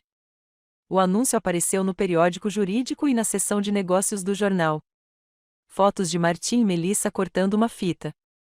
Ambos radiantes de sucesso e amor, cercados por clientes que haviam roubado do antigo escritório de Martin e por colegas que não faziam ideia de que estavam comemorando com criminosos. Martin parecia mais feliz naquelas fotos do que ouvira em anos. Parecia um homem que havia se reinventado com sucesso, que havia deixado para trás os fardos da vida antiga por algo brilhante, novo e cheio de possibilidades. Parecia um homem que acreditava ter vencido. Sorri enquanto lia o artigo enquanto tomava meu café da manhã. As crianças já tinham saído para a escola e a casa estava silenciosa ao meu redor. Era a hora. Meu primeiro telefonema foi para Walsh. É hora de registrar, eu disse a ela. Está tudo pronto. Os encaminhamentos criminais, as queixas da ordem dos advogados, os processos civis, tudo preparado e pronto para ser encaminhado. Ótimo. Quero tudo protocolado simultaneamente. Martin deve receber a intimação das acusações criminais, da investigação ética e da reconvenção de divórcio, tudo no mesmo dia. Minha segunda ligação foi para Dakota Jensen. Preciso que você entregue cópias do arquivo completo de vigilância para 3 pessoas hoje, eu disse, lendo uma lista que havia preparado meses atrás. Primeiro, a Robert Mitchell, da Mitchell & Associates. Segundo, ao sócio sênior do maior novo cliente da Cain & Matthews, a Hartwell Industries. Terceiro, ao editor do periódico jurídico. Minha terceira ligação foi para a escola da Kimberly. Aqui é a Geraldine Matthews, eu disse à orientadora. Queria avisar que pode haver alguma tensão da mídia em torno da nossa família nos próximos dias. Se algum repórter entrar em contato com a escola perguntando sobre meus filhos, por favor, não forneça nenhuma informação. Está tudo bem, senhora Matthews? Vai ficar tudo bem, eu disse. E pela primeira vez em meses, eu realmente acreditei. Só que seria uma semana difícil. Ao meio-dia, a armadilha estava em movimento. Martin recebeu a intimação em seu novo escritório na frente de Melissa e de 2 clientes em potencial que eles vinham cortejando. Acusações criminais por peculato, fraude e roubo, violações éticas que resultariam em processo de cassação da ordem dos advogados, um pedido de divórcio pedindo a guarda integral dos filhos e um pedido de pensão alimentícia com base no comprovado padrão de fraude financeira de Martin. A expressão em seu rosto, segundo Dakota, que estava do outro lado da rua com uma lente teleobjetiva, era exatamente o que eu esperava. Choque total, seguido de horror crescente ao perceber a magnitude do que estava acontecendo. Robert Mitchell recebeu o arquivo completo da vigilância às 12h30. Às 22h, seguranças estavam na Cain & Matthews confiscando arquivos e computadores como parte da liminar de emergência da Mitchell & Associates para recuperar informações roubadas de clientes. A Hartwell Industries recebeu seus exemplares às 13h15. Às 14h, rescindiram o contrato com a Cain & Matthews e emitiram uma declaração pública distanciando-se de qualquer associação com a empresa. O Legal Journal recebeu o pacote às 14h30. Às 16h, o editor ligou para outros 3 advogados para verificar a documentação e começou a preparar uma edição de emergência expondo o escândalo. Mas o golpe de mestre veio às 17h, quando todos os principais veículos de comunicação da cidade receberam pacotes anônimos contendo destaques dos arquivos de vigilância, juntamente com uma nota simples. Advogado local abandona a família pela amante e rouba milhões para financiar novos negócios. Às 18h, o rosto de Martin estava em todos os noticiários locais. A matéria tinha tudo o que os produtores sonhavam: sexo, dinheiro, traição, fundos roubados de clientes e a queda espetacular de um homem bem-sucedido. Os repórteres conseguiram, de alguma forma, a foto do nosso casamento, provavelmente de um dos colegas do Martin, e continuaram a exibi-la junto com fotos atuais dele com Melissa. O contraste era devastador. O jovem e esperançoso Martin prometendo amar e honrar sua noiva, em contraste com o atual Martin roubando dos próprios filhos para financiar um caso. Eu estava preparando o jantar para as crianças quando a primeira van de notícias parou em frente à nossa casa. Kimberly olhou pela janela e se virou para mim com os olhos arregalados. Mãe, por que tem repórteres na nossa entrada? Desliguei o fogão e reuni meus 3 filhos em volta da mesa da cozinha. Era a hora de eles ouvirem a verdade. Não tudo, mas o suficiente para entender por que o mundo deles estava prestes a mudar novamente. Seu pai andou com problemas no trabalho, comecei, cautelosamente. Ele fez algumas escolhas ruins, pegou dinheiro que não lhe pertencia. A polícia e os tribunais vão ter que resolver tudo. O pai vai para a cadeia? Perguntou Eric, com a voz firme, mas o olhar preocupado. Não sei, querida. Talvez. Provavelmente. Sharon começou a chorar e eu a puxei para o meu colo. O que o papai fez de errado? Como explicar para uma criança de 8 anos que o pai dela é um criminoso? Como você protege a inocência dela enquanto a prepara para a tempestade que está por vir? Ele tirou dinheiro do trabalho que não deveria, eu disse simplesmente. E ele tem mentido para nós sobre um monte de coisas. Kimberly já tinha idade suficiente para entender melhor. Mãe, foi por isso que você e o papai se divorciaram. Por causa do que ele fez. Olhei para minha filha de 16 anos, tão linda, inteligente e merecedora de um pai que fosse um herói aos seus olhos, em vez de um conto de advertência. Em parte, admiti, seu pai fez escolhas que prejudicaram nossa família. O telefone tocou. Ignorei. Tocou sem parar. Será que deveríamos atender? Kimberly perguntou. Não, hoje à noite vamos jantar juntos, só nós 4. Vamos assistir a um filme e fazer pipoca, e vamos nos lembrar de que temos um ao outro, não importa o que aconteça com os outros. Como se estivesse em que, meu celular vibrou com uma mensagem do Martim. O que você fez? Sorri enquanto apagava a mensagem sem responder. O que eu tinha feito? Eu tinha dado a ele exatamente o que ele tinha me dado no funeral dos meus pais. Eu tinha esperado pelo momento em que ele se sentisse mais seguro, mais confiante em sua nova vida. E então eu destruí tudo o que ele pensava ser permanente. A única diferença era que Marty merecia cada pedaço da destruição que o aguardava. E eu estava apenas começando. Na manhã seguinte, acordei com o som de helicópteros de notícia circulando nossa casa como abutres mecânicos tentando capturar imagens aéreas da casa da família do advogado desacreditado Marty Matthews. Preparei café e observei pela janela da cozinha os repórteres acampando em nosso gramado, com suas câmeras apontadas para cada janela, à espera de um vislumbre da esposa traída ou das crianças abandonadas. Foi surreal. Por 18 anos, morei nesta casa em silêncio e anonimato, criando meus filhos e administrando minha casa enquanto Martim construía sua reputação na comunidade jurídica. Agora, de repente, éramos o centro de um circo midiático. Mas eu também estava me preparando para isso. A senhora Walsh chegou às 8 horas pela porta dos fundos, evitando os repórteres na frente. Ela parecia carrancuda, mas satisfeita, enquanto espalhava jornais pela mesa da minha cozinha. É notícia de primeira página em 3 jornais, disse ela. A história tem tudo. Corrupção, traição, uma esposa compassiva, filhos no meio. A opinião pública vai estar inteiramente do seu lado. Lendo as manchetes. Advogado respeitado rouba milhões para amante. Vida dupla de chefe de família exposta. Advogado local abandona esposa e filhos por dinheiro roubado. Os artigos eram devastadores. Traziam citações de clientes que Martim havia fraudado, de associados juniores cujo trabalho ele havia roubado o crédito, de colegas que expressaram choque e traição com o golpe. Eles tinham registros financeiros mostrando exatamente quanto dinheiro ele havia tirado da faculdade dos nossos filhos. Mas o mais prejudicial de tudo era o ângulo do interesse humano. A esposa em luto que acabará de perder os pais, surpreendida pelos papéis do divórcio no funeral, agora descobrindo que o marido vinha sistematicamente roubando o futuro dos filhos para financiar um caso extraconjugal. Como você se sente em relação a isso? Perguntou Margarete, analisando meu rosto.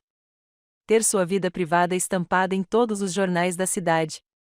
Sinto que a justiça existe, disse eu baixinho. Martim achou que podia controlar a narrativa. Retrate-me como a esposa instável que não conseguiu lidar com o fim do nosso casamento. Em vez disso, todos agora sabem exatamente quem ele realmente é. Meu telefone não parava de tocar desde ontem à noite. Repórteres, velhos amigos e até alguns ex-colegas de Martim expressavam seu choque e ofereciam apoio. Eu havia desligado o telefone, mas conseguia ver as mensagens se acumulando. As crianças desceram para tomar café da manhã, parecendo cansadas e sobrecarregadas. Elas também ouviram os helicópteros e viram os repórteres acampados do lado de fora. Mãe, disse Kimberly, com a voz baixa. Todo mundo na escola vai saber disso. Sim, vão. Eu a puxei para um abraço e isso vai ser difícil por um tempo. As pessoas vão olhar, fazer perguntas, talvez dizer coisas que magoem. Mas você precisa se lembrar de uma coisa. Você não tem do que se envergonhar. Os crimes do seu pai não são um reflexo de você. Mas e se as pessoas pensarem? Deixe-os pensar o que quiserem, eu disse com firmeza. Você sabe quem você é. Você é Kimberly Matthews, uma aluna exemplar, uma artista talentosa, uma amiga leal.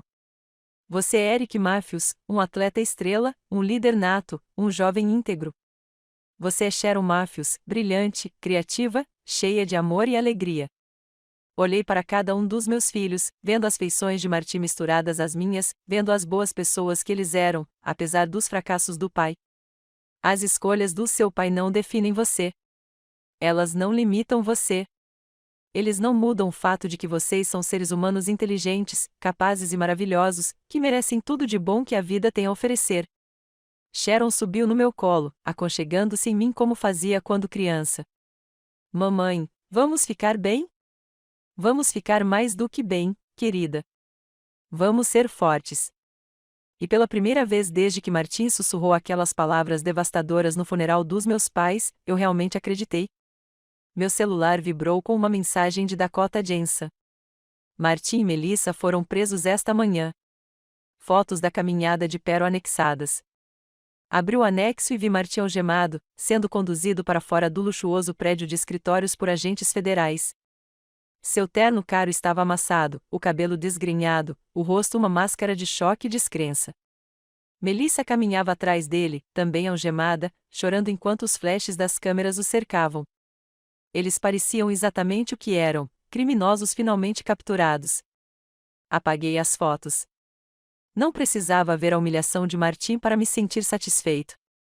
Eu podia ouvir isso nos rotores do helicóptero acima, ver nas manchetes dos jornais, sentir na maneira como meus filhos finalmente descobriam que a mãe deles era forte o suficiente para protegê-los. Martin passará meses se posicionando como vítima de um casamento infeliz. O homem bem-sucedido forçado a fazer escolhas difíceis. Agora todos sabiam a verdade. Ele era um ladrão que roubara dos próprios filhos. Um mentiroso que traíra todos que confiavam nele. Um covarde que pediu o divórcio em um funeral porque calculou que causaria o máximo de dor com o mínimo de resistência. Mas ele havia calculado mal algo crucial. Ele havia se esquecido de que a mulher que estava traindo era filha de um homem que havia trabalhado em dupla jornada por 30 anos para sustentar a família. A filha de uma mulher que trabalhava como voluntária em cozinhas comunitárias e dava aulas na escola dominical, e acreditava que defender o que é certo valia qualquer custo pessoal.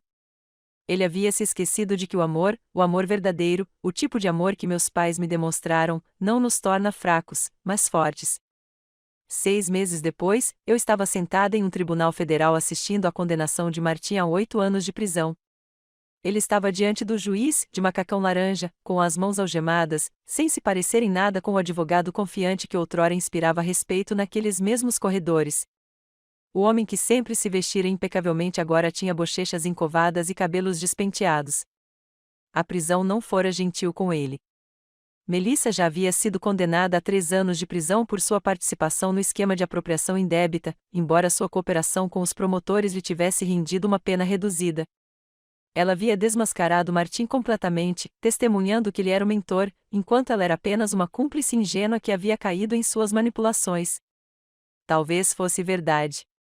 Talvez Martin a tivesse manipulado, e provavelmente há outros antes dela.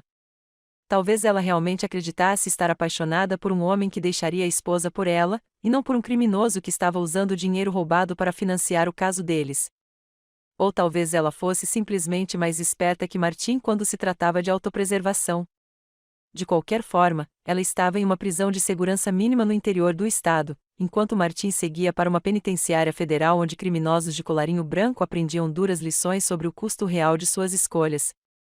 A juíza, uma mulher severa na casa dos 60 anos que claramente já tinha visto sua cota de homens arrogantes que achavam que as regras não se aplicavam a eles, não estava de bom humor a Sr. Matthews, disse ela, o senhor traiu sistematicamente a confiança depositada em você por seus clientes, seu escritório de advocacia e, mais tragicamente, por sua própria família. Você roubou dinheiro que deveria garantir o futuro dos seus filhos. Você usou sua posição como oficial de justiça para cometer fraudes e apropriações indébitas em larga escala. Martin ficou completamente imóvel, mas eu podia ver suas mãos tremendo. O que torna seus crimes particularmente flagrantes, continuou o juiz, é a natureza calculada da sua fraude. Não se tratou de um lapso momentâneo de julgamento ou de uma única decisão errada. Foi um padrão de comportamento criminoso que se estendeu por anos, durante os quais você manteve a fachada de um respeitável chefe de família enquanto sistematicamente destruía a vida de todos que confiavam em você. Sentei-me na galeria com meus filhos, observando o pai deles aprender as consequências de suas escolhas. Kimberly segurou minha mão com força. Eric permaneceu imóvel, rígido de raiva e vergonha. Sharon se encostou em mim, jovem demais para entender completamente os procedimentos legais, mas velho o suficiente para saber que o papai estava em sérios apuros. Eles tinham escolhido vir hoje. Contra o meu conselho, contra as recomendações dos seus terapeutas, eles insistiram em estar presentes para a sentença do pai. Precisamos ver isso acabar, Kimberly havia dito.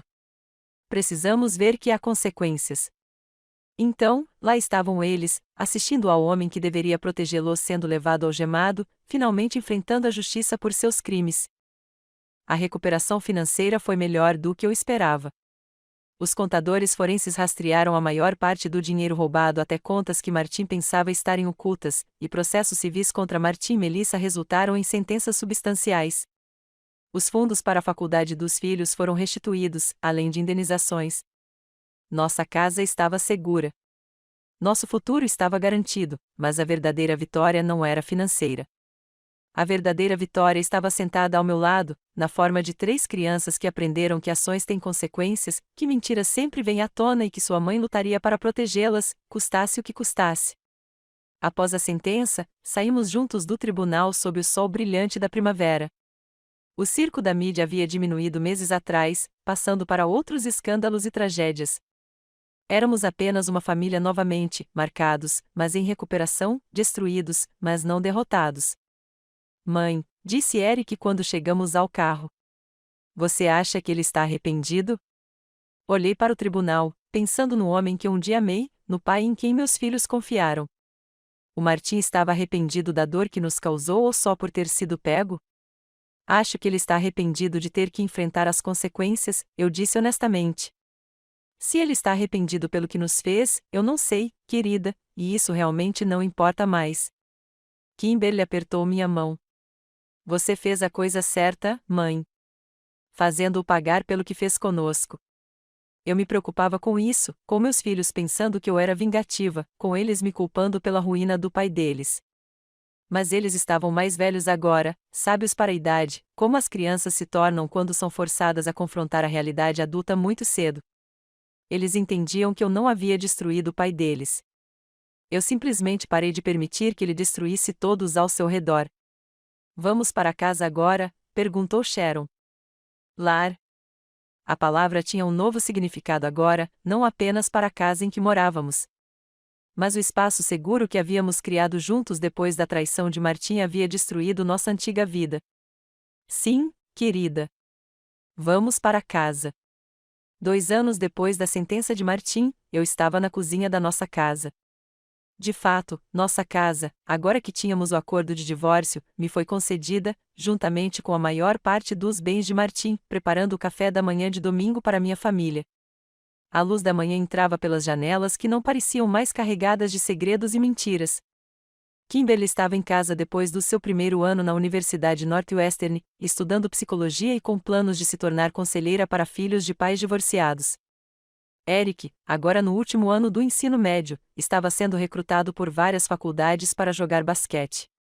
Sharon, de 10 anos e resiliente como as crianças, estava arrumando a mesa enquanto conversava sobre sua aula de arte. Nós sobrevivemos. Mais do que isso, prosperamos.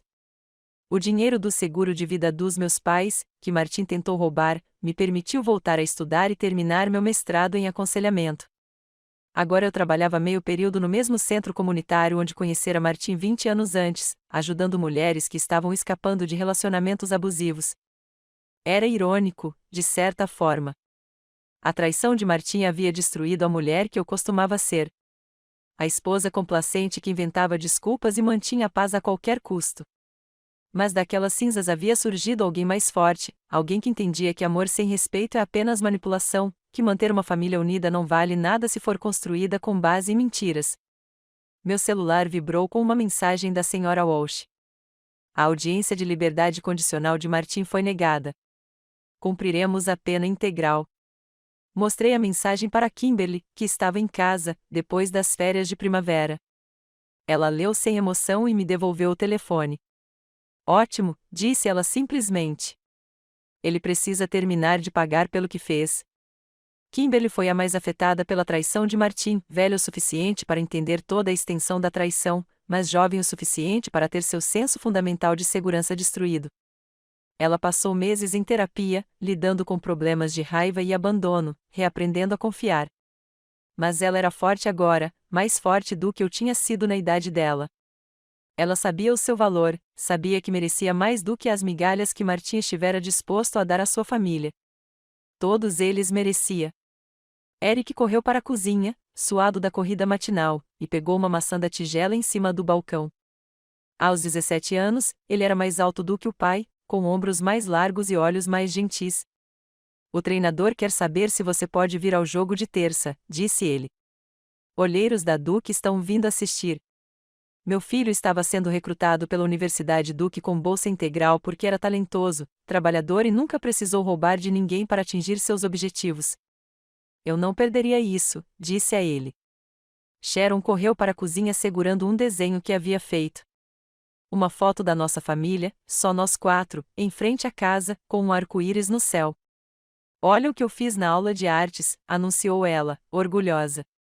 Olhei para o desenho, para a forma como ela nos posicionou tão perto um do outro, para o sorriso que ela desenhou no meu rosto.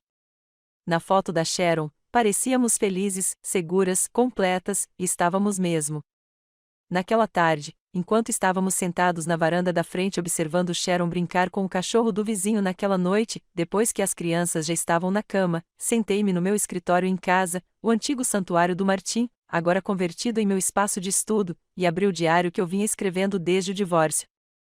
Na primeira página, escrita com a letra trêmula de uma mulher que mal se segurava, estavam as palavras: Martim pediu o divórcio no funeral dos meus pais. Não sei como sobreviver a isso. Na página mais recente, com a letra firme e confiante que eu havia escrito hoje. Kimberly me disse que está orgulhosa de mim por ter lutado. Acho que mamãe e papai também ficariam orgulhosos. Pensei nos meus pais, no amor que demonstraram um pelo outro por 47 anos, no exemplo que deram sobre como o casamento deveria ser. Eles me ensinaram a defender o que era certo, a lutar pelas pessoas que eu amava, a nunca aceitar menos do que eu merecia. Martim contava com o fato de eu esquecer essas lições. Ele contava com 18 anos de condicionamento para me fazer aceitar sua traição em silêncio, para deixá-lo se afastar do nosso casamento sem consequências. Ele havia se esquecido de que, por trás da esposa complacente, estava a filha de pessoas que me ensinaram que, às vezes, a atitude mais amorosa que se pode tomar é se recusar a permitir que alguém destrua a si mesmo e a todos ao seu redor. Fechei o diário e olhei ao redor do escritório, para as cartas de admissão da Kimberly na faculdade, para os troféus de basquete do Eric na estante, para as obras de arte da Sharon cobrindo uma parede inteira. Provas da vida que construímos a partir dos destroços da traição de Martim, provas de que, às vezes, quando alguém tenta nos destruir, a melhor vingança é simplesmente nos recusarmos a permanecer destruídos. Martim estava na prisão, despojado de tudo o que ele pensava que o tornava poderoso. Sua reputação, seu dinheiro, sua liberdade. Ele havia perdido sua licença para exercer a advocacia, seu negócio, seu relacionamento com os filhos. A mulher por quem ele traiu sua família testemunhou contra ele para se salvar. Ele recebeu exatamente o que me deu no funeral dos meus pais.